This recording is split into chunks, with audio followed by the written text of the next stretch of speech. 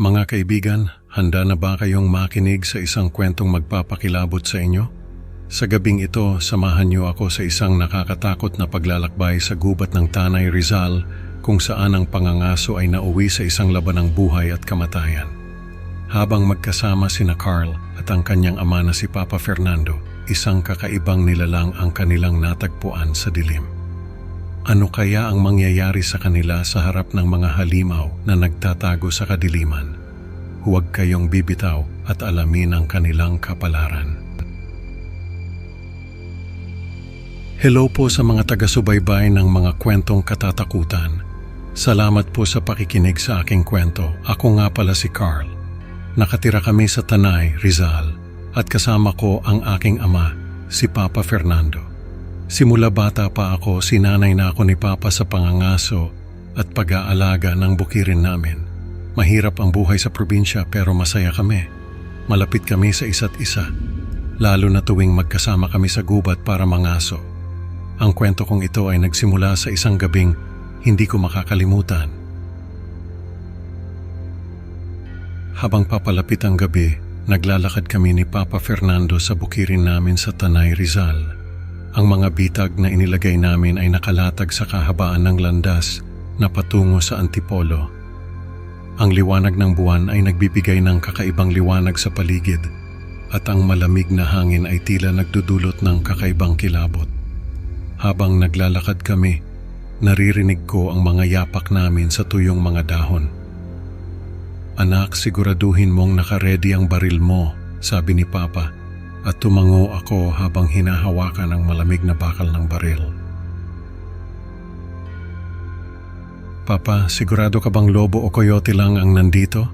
Tanong ko, nararamdaman ang kaba sa boses ko. "Oo, anak, kaya natin to," sagot niya. Ngunit may bahid ng pag-aalala sa kanyang mukha. Napatingin ako sa paligid, pilit inaaninag ang mga puno at mga anino. Parang may mga matang nakatingin sa amin mula sa dilim. Habang patuloy kaming naglalakad, nararamdaman ko ang kakaibang katahimikan ng gabi. Alam kong may mangyayaring hindi maganda, ngunit hindi ko alam kung ano. Habang lumalalim kami sa gubat, ang mga ingay ng kalikasan ay tila nagiging mas nakakatakot. Ang mga kaluskos ng dahon at mga huni ng ibon ay parang mga bulong ng mga multo sa dilim. Biglang natagpuan namin ang isang bitag na nasira at isang maliit na hayop na hinila palayo. "Papa, tingnan mo to," sabi ko habang tinuturo ang bitag. "Mukhang may mas malaking hayop dito," sagot niya, at kita ko ang pag-aalala sa kanyang mukha.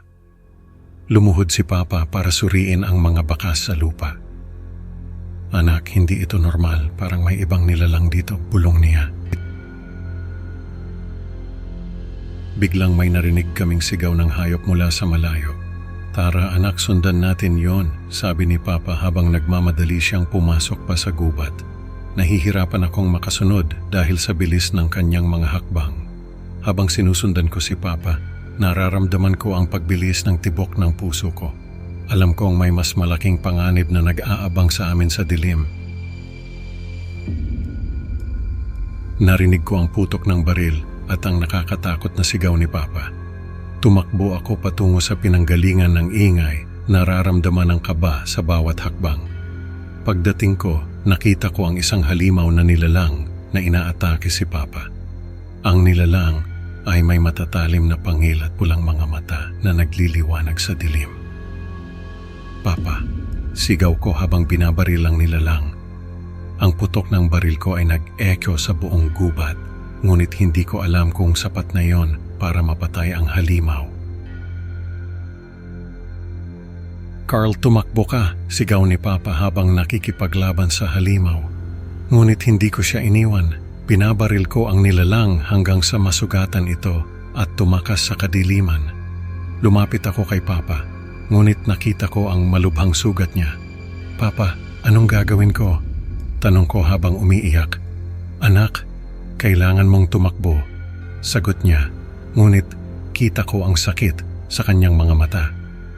Habang bumabalik kami sa bukid, napansin ko ang mabilis na paglala ng sugat ni Papa. Ang kanyang balat ay nagiging itim at magaspang at ang kanyang mga mata ay nagiging pula. Alam kong may masamang nangyayari sa kanya. Sa isang nakakatakot na eksena, nakita ko ang katawan ni Papa na nagbabago. Ang kanyang mga mata ay nagiging pula at ang kanyang balat ay nagiging itim at magaspang. Papa, anong nangyayari sa iyo? Tanong ko habang umiiyak. Carl, tumakbo ka na. Sigaw ni Papa habang patuloy ang kanyang pagbabago, ngunit hindi ko siya iniwan. Hinawakan ko ang baril at tinutok sa kanya. Papa, patawarin mo ako, sabi ko habang pinipigilan ang luha. Anak, gawin mo na, sagot niya at kita ko ang sakit sa kanyang mga mata. Binabaril ko si Papa upang wakasan ang kanyang pagdurusa. Habang bumagsak siya sa lupa, naririnig ko ang mas maraming alulong mula sa gubat. Ang mga alulong ay parang nagmumula sa iba't ibang direksyon. Parang may mga halimaw na papalapit. Naramdaman ko ang malamig na hangin na dumaan dala ang amoy ng dugo at kamatayan. Carl, tumakbo ka na. Sigaw ni Papa sa kanyang huling hininga. Tumakbo ako palayo habang naririnig ang mga halimaw na papalapit. Habang tumatakbo ako, naramdaman ko ang mga sanga ng puno na humahampas sa mukha ko. Ngunit hindi ko ito alintana. Kailangan kong makalayo. Tumakbo ako patungo sa bayan pero grabe. Naliligo na ito sa apoy at pinamumugaran ng mga halimaw na nilalang. Ang mga bahay, isa-isa nang nasusunog at ang mga tao nagtatakbuhan sa takot. Parang isang eksena sa pelikula, pero totoo. Nagtago ako sa isang culvert, nanginginig sa takot habang naririnig ko ang mga hellhound na winawasak ang bayan. Ang mga sigaw ng mga tao at ang alulong ng mga halimaw, parang mga tunog ng impyerno, nagdagdag sa kaba ko. Sana hindi nila ako makita. Bulong ko sa sarili ko habang pinipilit kong huwag huminga ng malalim. Ang mga yapak ng mga halimaw, rinig na rinig ko sa labas ng culvert. Habang nagtatago ako, naririnig ko ang mga sigaw ng mga kapitbahay ko na nag-transform din. Grabe, wala na talagang ligtas na lugar. Alam kong kailangan kong manatiling tahimik upang hindi nila ako matuklasan. Habang naririnig ko ang mga halimaw na papalapit, nararamdaman ko ang pagbilis ng tibok ng puso ko, parang sasabog na sa kaba. Alam kong kailangan kong manatiling tahimik upang mabuhay. Nanginginig ang katawan ko sa takot. Napagtanto ko na ang buong mundo ko ay nilamon na ng mga nakakatakot na nilalang.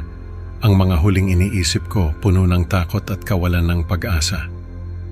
Sana magising na ako mula sa bangungot na ito, bulong ko sa sarili ko.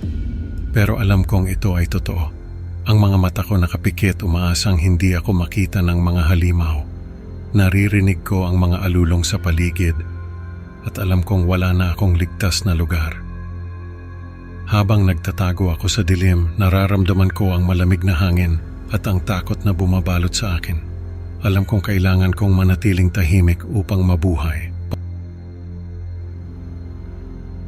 Ang mga halimaw patuloy na naghahanap ng kanilang susunod na biktima. Alam kong kailangan kong magtago at manatiling ligtas, pero hindi ko alam kung hanggang kailan ko ito magagawa. Mga kaibigan, natutunan natin na sa harap ng panganib, minsan kailangan nating magpaalam sa mga mahal natin para sa kaligtasan ng lahat. Salamat sa pakikinig at huwag kalimutang mag-like at subscribe para sa mas marami pang nakakatakot na kwento. Can't wait to see you sa susunod na upload. Tandaan, sa dilim ng gabi baka may nagmamasid, huwag kayong bibitaw.